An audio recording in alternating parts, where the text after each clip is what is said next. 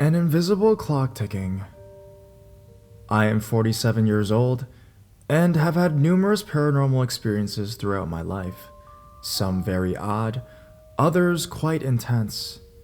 In recent years, I would say my paranormal experiences have been much more sporadic, sometimes even months or years apart. Just this last Saturday night, November 22nd, 2014, I had an experience that was completely new to me. I should start by saying that I live in a condo that was built in the late 1980s, and my wife was out of town for the weekend. It was around 11 p.m. at night, and I was just exiting my darkened bedroom trying to locate one of my cats, who I found sleeping on the bed. Just as I turned to leave the room, there was suddenly a clear ticking sound, like that of an old-fashioned wall clock.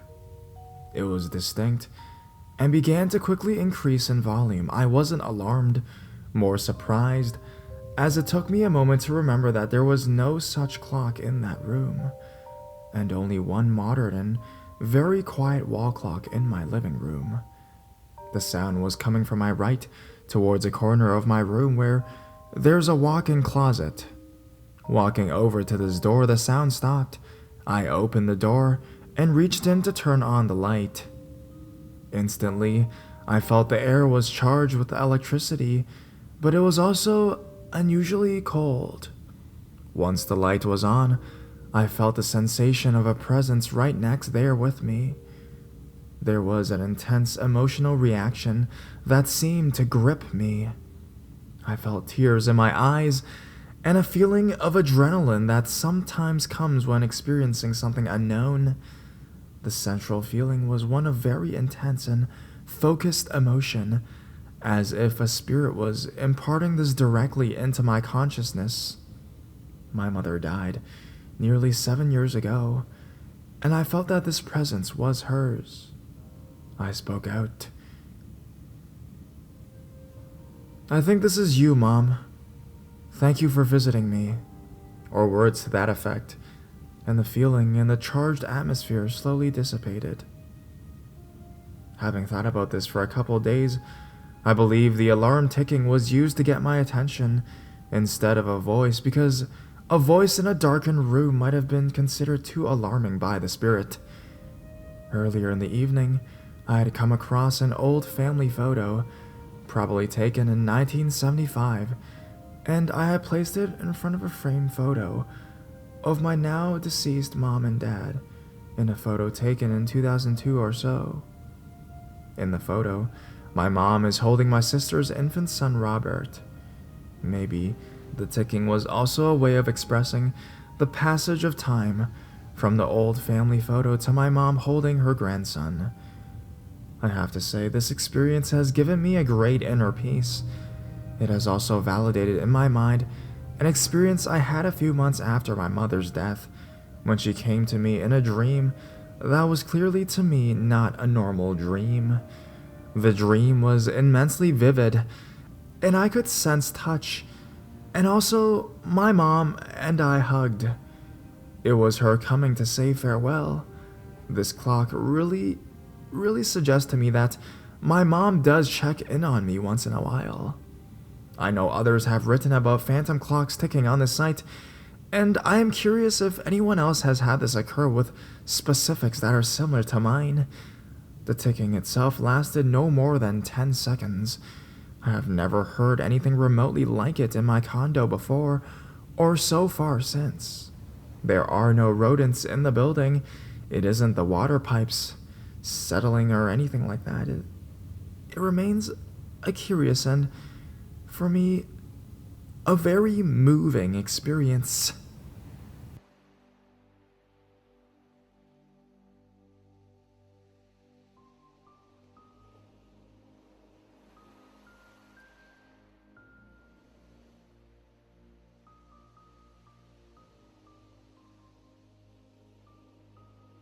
An Illinois haunting. My story starts in 1983, the year I was born, in Des Plaines, Illinois. My parents and my older brother had previously lived in a two-flat But with a new baby, they decided they needed more space. House hunting was difficult for them because money was tight, and they always seemed to get outbid on the property they wanted. When they pulled up to the house, right off of Wolf Road Circle, they thought it was too good to be true. It was a brick ranch with wood floors and all the space our young family would need. There were schools within walking distance and a couple of parks too. They thought there was no way they could be able to place such a successful bid on this one without a fight. It seems that the property had been on the market for 7 years, and no one had stayed there very long. My parents were ecstatic and immediately placed a bid and bought the house. Everything was pretty normal, and no one seemed to notice anything odd. Little noises were just the foundation settling right. The day I was christened, my parents invited everyone over for a party and to see the new house. We had moved in a month or so before, so this was the right opportunity for the family to check it out. My aunt walked up the stairs, and as soon as she set one foot in our entryway, not even saying hello, looked at my mother and said, "I will not go in your basement and will not go in your attic." My mom thought it was strange, but just brushed it off. While we were living in the house, things seemed to escalate. The kitchen was always about 20 degrees colder than the rest of the house, even on the hottest summer days. There were constant footsteps down the hallways that were noticeable because of the wooden floors. One day, my grandmother and my mom were hanging out in the house and watching me. They heard the footsteps coming down the hallway, and me, being a 1-year-old, heard them too. You could follow where they were coming from, and as soon as they approached where the doorway where I was, I started screaming and crying at the top of my lungs. Needless to say, they picked me out and ran out of the house as quickly as they could. We didn't go back in until my dad was home from work. Another thing that would occur regularly was we had storm windows in the basement that had shutters on the basement walls that were locked from the inside. There was no wind that would come from the window walls, but they would bang at random times. Everyone in my immediate family was injured while living in the house. My brother, who was 8 to 9 years old at the time, was playing on our living room floor when out of nowhere my mom hears a scream. She walks in to find the fireplace mantle on top of him. He of course couldn't have pried it off the wall, and it was about 15 feet away from the fireplace. He said it flew off the wall and was onto him. My dad was hanging up artwork in a hallway one day and said the hammer flew back and hit him above the eye. He had to go to the hospital and still has 2 scars above his eye from where the sharp points on the opposite end of the hammer hit him.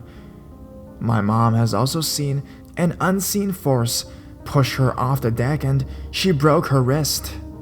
I was the only one to see the ghost, but I cannot recall anything, even though this is my first childhood memory. I was about 3 years old at the time, and my dad asked me to go get him a pop from the fridge. I remember mundane details like the socks he was wearing and my point of view while I was walking down the hallway. I reached the fridge, grabbed a pop, and turned around to head back to the other room. When I did, I screamed, and that's all I remember. My parents found me lying on the kitchen floor, and when they woke me up, I didn't remember what happened. I'm 25 years old now, and I try to remember, but I still can't. I've thought about going to a hypnotist to bring the memory back, but I'm too afraid. My parents had been in the house a while now, and got friendly with the neighbors. After a while, they started asking about the house and our experiences with it. They then mentioned that they knew the house wasn't right. It had been vacant for a long time, and whenever anyone moved in, they wouldn't last very long. They told my parents that an older couple had lived there, and the husband was a salesman that would travel frequently. His wife, Pearl, had some medical ailment and was confined to a wheelchair. One time, when the husband was out of town, Pearl died in the kitchen, and no one knew until the husband came back a week or two later. The husband must have known that even after death, Pearl stayed in the house because even though he moved out, he paid for the house to be kept up and the heating and the air conditioning to run for the 7 years it was vacant. My mom went to a psychic around this time with some girlfriends, and they all had a reading. After she was done giving my mom a reading about life, children, job, future, etc., she said, "I know you didn't come here to find out about this. You really want to know who is in your house?" Finally, someone offered to help. She told my mom to go back into the house and tell Pearl that she was welcome to stay if she would leave us alone, but if she wanted to cause trouble, she would have to leave. After that, my mom had the house blessed, and nothing happened again. We lived there for another 2 years before we moved. I live in a suburb about 40 minutes away now, but every time I pass by the house, I always wonder if she still lives there. Thank you for reading.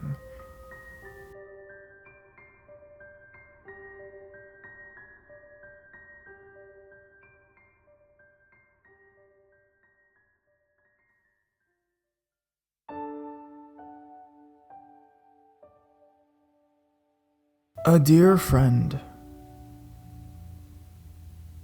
It was 2010, and I was hit with a hard loss. My good friend Nikki Reynolds passed away in mid-August.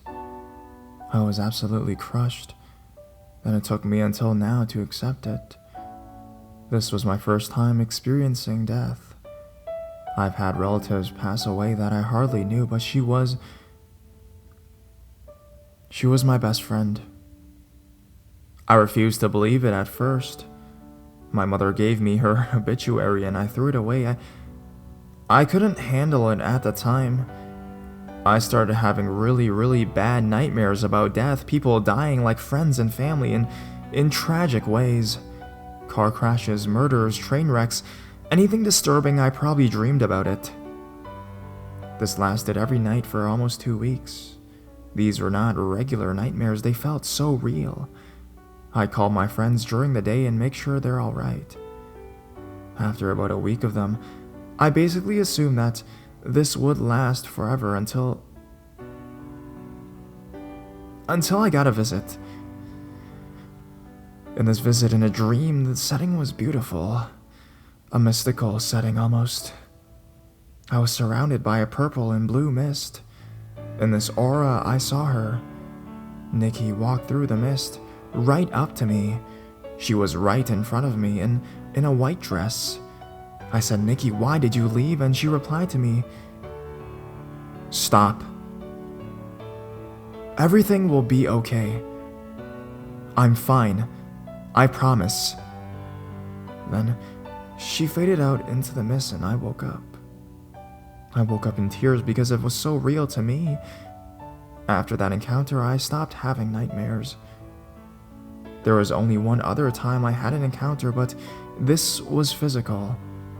It was late at night and I was sitting on my bed, crying and trying to communicate with her. I had one of my guitars leaning on the ledge of my window. I said, "Nikki,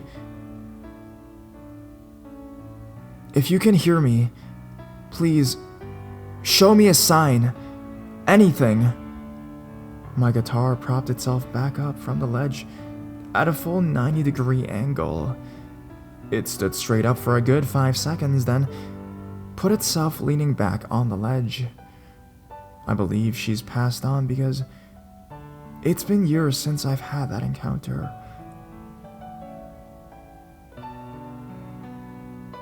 I miss her to this day.